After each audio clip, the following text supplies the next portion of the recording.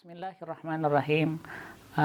Alhamdulillahirrabbilalamin. Kita kembali berjumpa di channel Wahdantur Dunia yang hari ini insya Allah karena di akhir-akhir bulan Ramadan biasanya banyak kajian-kajian terhadap permasalahan zakat fitrah. Pada kesempatan kali ini kita akan mengungkap bagaimana zakat fitrah itu sebenarnya, definisinya, mekanisme pembagiannya, dan tata caranya. Mudah-mudahan apa yang dijelaskan di dalam konten ini bermanfaat untuk seluruh kaum muslimin dan muslimat. Mari kita ikuti penjelasannya.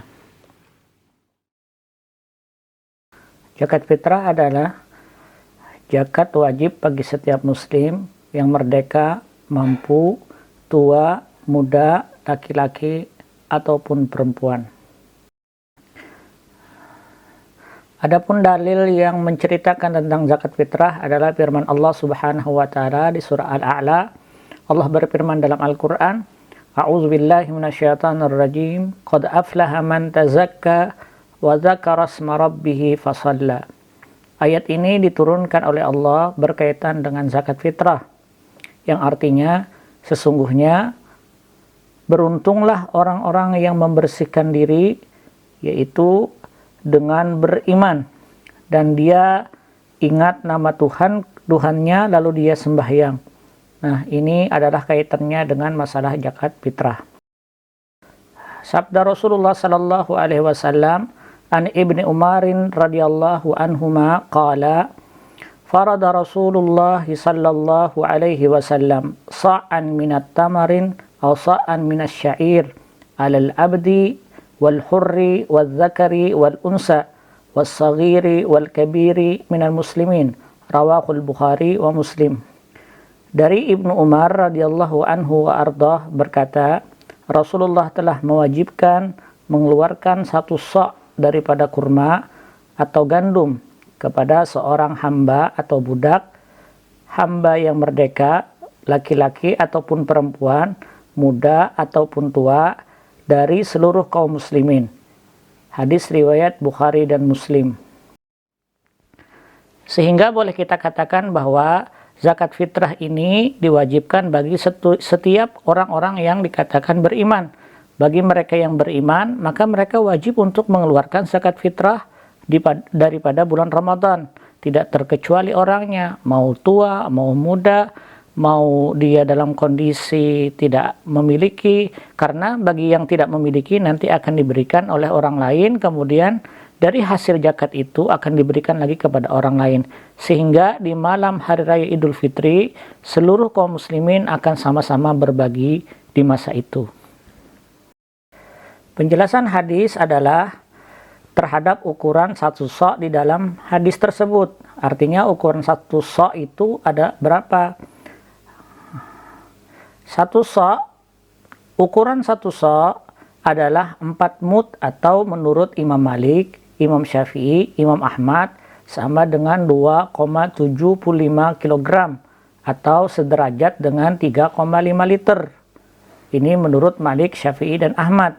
Menurut Imam Abu Hanifah, satu sa' adalah 3,8 kg atau sebanding dengan 4,9 liter, hampir mendekati 5 liter. Jadi ada perbedaan signifikan antara pendapat Malik, Syafi'i, Ahmad dengan pendapat Imam Abu Hanifah.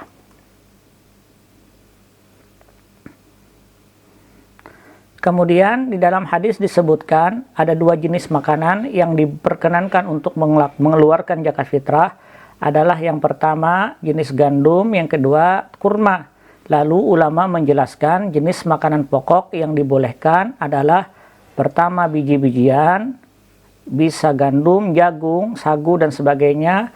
Yang kedua beras, yang ketiga gandum, yang notabene adalah seluruh makanan pokok. Sehingga para ulama tidak memperkenankan mengeluarkan zakat fitrah dengan uang pada umumnya.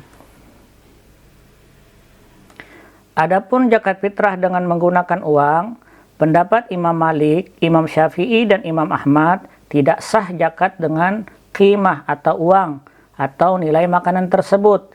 Berbeda dengan pendapat Hasan Al-Basri, seorang tabi'in, kemudian Imam Abu Hanifah, dan kemudian Imam Abu Yusuf adalah murid daripada Imam Abu Hanifah. Mereka mengatakan tidak mengapa mengeluarkan zakat fitrah dengan dirham atau dengan uang, dengan senilai makanan pokok itu. Ini yang tertulis di dalam kitab Ibnu Abi Syaibah, di dalam kitab Al-Musannif jilid 1 halaman 398. Seorang muslim ketika dia tahu bahwa zakat fitrah itu wajib baginya, maka dia wajib mengeluarkan zakat fitrah untuk dirinya dan orang yang dalam tanggungan nafkahnya, seperti istrinya, anak, orang tua, atau kakek dan neneknya. Ini konsekuensi terhadap zakat fitrah itu sendiri. Adapun waktu mengeluarkan zakat fitrah, jumhur ulama berpendapat ada yang disebut waktu boleh. Waktu boleh adalah waktu yang dibolehkan untuk mengeluarkan zakat fitrah, yaitu dari awal Ramadan sampai terbenamnya matahari di hari akhir bulan Ramadan. Adapun waktu wajib, sehingga ada istilah waktu boleh, ada waktu wajib. Adapun waktu wajib untuk zakat fitrah, menurut Imam Malik dan Imam Hambali adalah ketika terbenamnya matahari di hari akhir bulan Ramadan sampai sebelum sholat Id dilakukan. Adapun menurut Imam Abu Hanifah dan Imam Syafi'i, waktu wajib adalah terbitnya fajar di awal Syawal sampai sebelum sholat Id dilakukan. Apa yang menjadi perbedaan di dalam pendapat waktu wajib adalah ketika kita bicara waktu wajib, maka kalau Imam Abu Hanifah dan Imam Syafi'i mengatakan terbitnya fajar, sehingga andai kata ada seorang yang meninggal dunia di malam hari raya atau di malam tanggal 1 Syawal, dia tidak diwajibkan untuk mengeluarkan zakat fitrah. Tetapi menurut pendapat Imam Malik, dia wajib mengeluarkan zakat fitrah karena dia masuk meninggal di waktu wajib. Adapun jika menurut pendapat Syafi'i dan Imam Abu Hanifah tidak diwajibkan. Kenapa? Karena waktu wajib terhitung mulai terbitnya fajar di tanggal 1 Syawal. Begitu pula ketika ada seorang bayi baru lahir. Nah, dia baru lahir misalnya sebelum sholat Id berkumandang. Sebelum sholat Id dilakukan tanggal 1 Syawal, maka dia wajib untuk mengeluarkan zakat fitrah untuk bayi tersebut. Dan bagaimana tata cara perilakunya? Perilakunya adalah niat zakat fitrah, nawaitu an ukhriza zakatal fitri anni wa an jami'i ma yalzimuni nafaqatuhum syar'an fardan lillahi ta'ala. Yang artinya, aku niat mengeluarkan zakat fitrah untuk diriku dan seluruh orang yang nafkahnya menjadi tanggunganku, wajib karena Allah Ta'ala. Nah, niat ini adalah sebenarnya tidak wajib diungkapkan. Sekalipun demikian, karena niat berada di dalam hati, boleh saja dia melakukan dengan bahasa Indonesia. Seperti dia pegang berasnya, kemudian dia katakan, ini adalah zakat fitrah untuk diriku, dan orang yang dilazimkan nafkahnya untukku, wajib bagiku karena Allah Ta'ala. Adapun 8 golongan yang wajib menerima zakat fitrah, adalah yang pertama fakir. Fakir yaitu tidak punya tempat tinggal dan penghasilan. Artinya orang tersebut tidak memiliki apa-apa. Yang kedua miskin, tidak punya tempat tinggal tetap. Sekalipun dia punya pekerjaan, tapi tidak punya tempat tinggal. Yang ketiga amil zakat yang ditunjuk oleh pemerintah, dalam hal ini oleh Basnas, oleh pemerintah tempatan. Yang keempat mu'allaf, orang yang baru masuk Islam atau orang yang kebijakannya ditakuti oleh orang Islam, maka kita boleh memberikan kepadanya zakat fitrah.